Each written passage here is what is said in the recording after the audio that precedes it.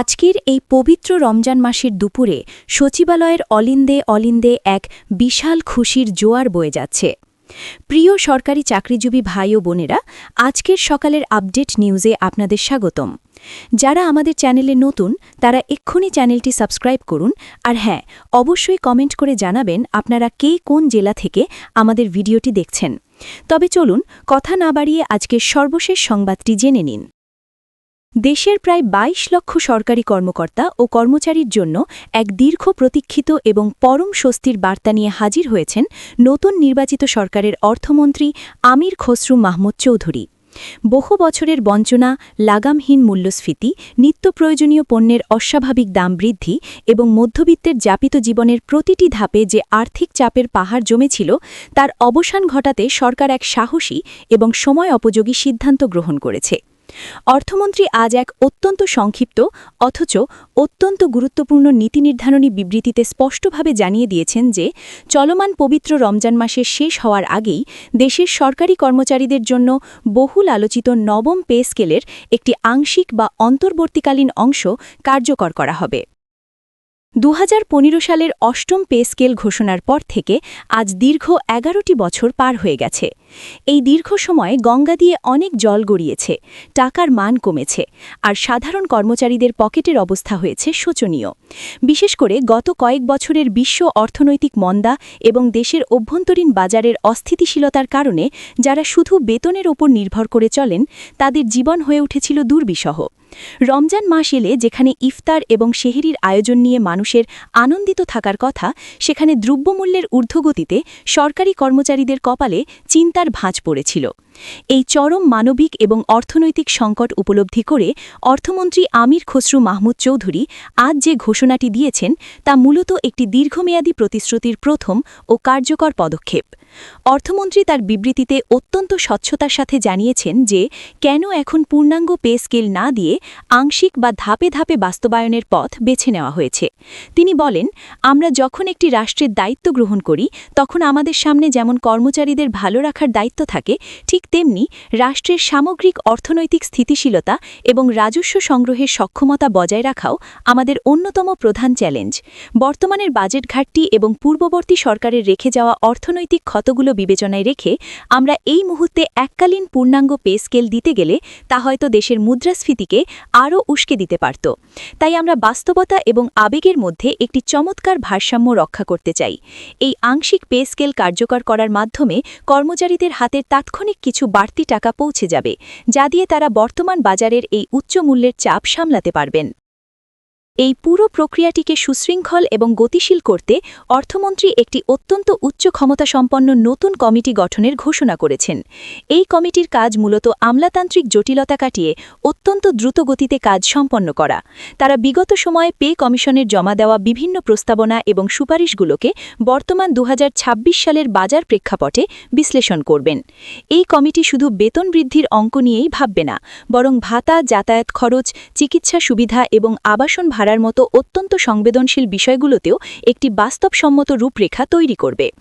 অর্থমন্ত্রী আশা প্রকাশ করেছেন যে এই কমিটি অত্যন্ত সংক্ষিপ্ত সময়ের মধ্যে তাদের চূড়ান্ত প্রতিবেদন জমা দেবে এবং সেই রিপোর্টের ভিত্তিতেই সরকারের সংশ্লিষ্ট বিভাগগুলো গ্যাজেট এবং আনুষ্ঠানিক প্রজ্ঞাপন জারি করবে।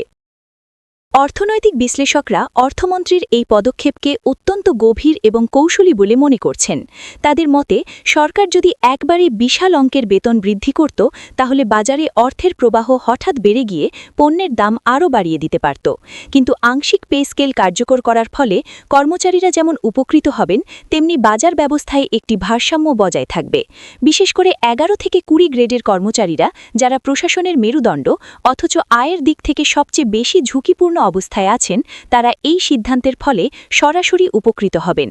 একজন চতুর্থ শ্রেণীর কর্মচারী বা একজন সাধারণ অফিস সহকারীর জন্য অতিরিক্ত ২ থেকে ৩ হাজার টাকাও রমজানের এই সময়ে একটি বিশাল আশীর্বাদ হিসেবে কাজ করবে। চাল, ডাল, তেল বা চিনির মতো নিত্যপণ্যের আকাশচুম্বী দামের বাজারে এই বাড়তি টাকা তাদের পরিবারে একটু বাড়তি শান্তি বয়ে আনবে। সরকারের এই সিদ্ধান্তটি শুধুমাত্র একটি প্রশাসনিক আদেশ নয়, বরং এর একটি বিশাল সামাজিক এবং রাজনৈতিক তাৎপর্য রয়েছে।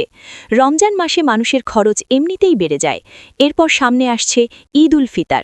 উৎসবের এই সময়ে সন্তানদের নতুন জামাকাপড় কিনে দেওয়া বা পরিবারের সাথে একটু ভালো খাবার ভাগ করে নেওয়ার যে স্বপ্ন একজন স্বল্প আয়ের কর্মচারী দেখেন, অর্থমন্ত্রীর এই ঘোষণা সেই স্বপ্ন পূরণে সহায়ক হবে।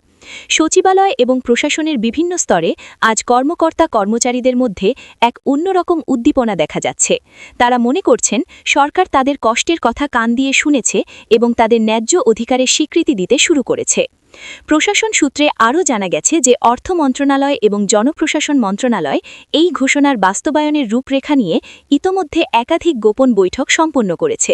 সেখানে আলোচনা হয়েছে যে এই আংশিক পে স্কেলের কাঠামোটি ঠিক কেমন হবে, কর্মচারীদের বাৎসরিক ইনক্রিমেন্ট, চিকিৎসা ভাতার হার বৃদ্ধি এবং যাতায়াত সুবিধার মতো বিষয়গুলোতে কত শতাংশ বৃদ্ধি করা যায় তা নিয়ে চুলোচেরা বিশ্লেষণ চলছে।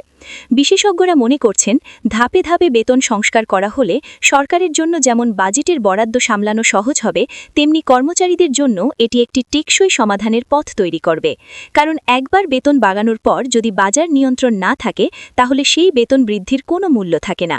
সরকার তাই বেতন বৃদ্ধির পাশাপাশি বাজার তদারকিকেও সমান গুরুত্ব দেওয়ার পরিকল্পনা করছে। অনেকে প্রশ্ন তুলতে পারেন যে আংশিক কেন, পূর্ণাঙ্গ নয় কেন? তাদের উদ্দেশ্যে বলা হয়েছে যে একটি আধুনিক রাষ্ট্র পরিচালনা করতে গেলে সবকিছুর একটি সঠিক সময় এবং পদ্ধতি থাকে।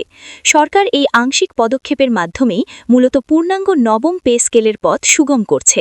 এটি একটি দীর্ঘমেয়াদী নীতিগত সংস্কারের সূচনা মাত্র। আগামী অর্থবছর বা তার আগেই পূর্ণাঙ্গ স্কেলের ঘোষণা আসার সম্ভাবনাও উজ্জ্বল হয়ে উঠেছে। অর্থমন্ত্রীর এই প্রজ্ঞাপনটি কর্মচারীদের আর্থিক স্থিতিশীলতা আনবে এবং তাদের কাজের প্রতি দায়িত্ববদ্ধতা আরও বাড়িয়ে দেবে।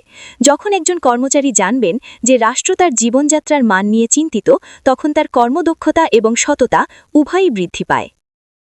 পরিশেষে বলা যায়, রমজানের এই পবিত্র সময়ে অর্থমন্ত্রী আমির খসরু মাহমুদ চৌধুরীর এই ঘোষণাটি ছিল সময়ের সেরা উপহার। এটি সরকারি কর্মচারীদের মনে নতুন আশার সঞ্চার করেছে এবং তাদের দীর্ঘদিনের পুঞ্জীভূত বেদনার কিছুটা হলেও লাঘব করেছে। এখন সবাই অধীর অপেক্ষায় রয়েছেন সেই মাহেন্দ্রক্ষণের, যখন তাদের হাতে আসবে বর্ধিত বেতনের সেই আনুষ্ঠানিক চিঠি। দেশের সামগ্রিক প্রশাসনিক এবং অর্থনৈতিক কাঠামোয় এই পদক্ষেপের প্রভাব হবে অত্যন্ত সুদূর প্রসারী এবং ইতিবাচক। এটি প্রমাণ করে যে সরকার তার কর্মচারীদের শুধুমাত্র আজ্ঞাবহ সেবক হিসেবে নয়, বরং রাষ্ট্রের অবিচ্ছেদ্য অংশ হিসেবে সম্মান দিতে জানে। ভিডিওটি খুবই জরুরি, তাই দয়া করে সবার সাথে ভিডিওটি শেয়ার করতে ভুলবেন না। আর নতুন ভিডিও আপডেট পেতে এক্ষুনি চ্যানেলটি সাবস্ক্রাইব করুন।